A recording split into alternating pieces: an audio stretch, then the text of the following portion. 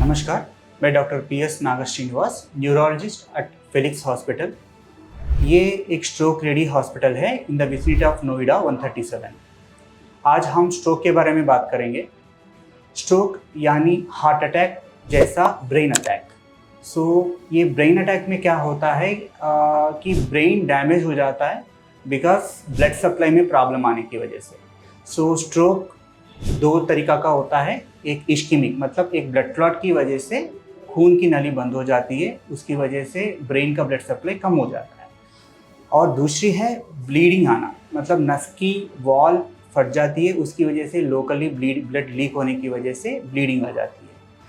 यहाँ पे risk factors क्या क्या होता है स्ट्रोक का। एक है फर्स्ट डायबिटीज़, देन हाइपरटेंशन, दूसरा स्मोकिंग करना, चिकनाई और heart problems. These are most common reasons है behind stroke, but there are so many other reasons जैसे वैस्कुलाइटिस है जो यंग पेशेंट्स में भी स्ट्रोक का कारण हो सकती है। इसका इलाज ये है कि अगर हम 4.5 घंटे के अंदर हम उस ब्लड क्लॉट को तोड़ने का इंजेक्शन अगर दिया है तो there is good improvement 3 months के अंदर।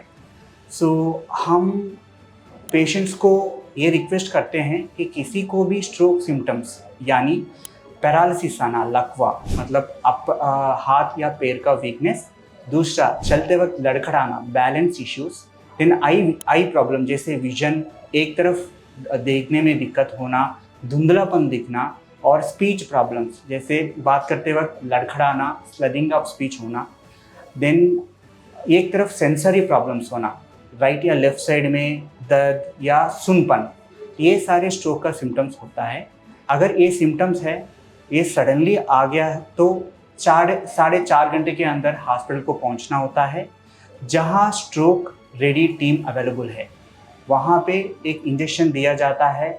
उससे 3 महीने के अंदर कंपेयर टू जो लोग को हम इंजेक्शन नहीं देते हैं उनसे कंपेयर करने से जो लोग को इंजेक्शन मिल चुका है उन लोगों को इम्प्रूवमेंट बहुत अच्छा होता है। हम रिक्वेस्ट कर रहे हैं सब लोग ध्यान रखिएगा स्ट्रोक सिम्टम्स के ऊपर, सब लोग ध्यान रखिएगा स्ट्रोक का रिस्क फैक्टर्स के ऊपर।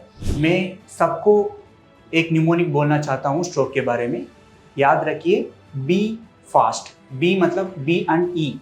बी फास्ट में बी मतलब बैलेंस, ई मतलब आई मतलब विजन प्रॉब्लम आना, एफ मतलब फेशियल वीकनेस, ये मतलब आर्म वीकनेस जैसे हाथ या पैर का वीकनेस, एस मतलब स्पीच की दिक्कत, बोल नहीं पा रहा है या बोलने में लड़खड़ा रहा है, that is speech problem. Then T मतलब टाइम, 4.5 आवर्स के अंदर हॉस्पिटल पहुंचना होगा, तुरंत सीटी या एमआरआई करके हमको थ्रोम्बोलाइज करना होगा।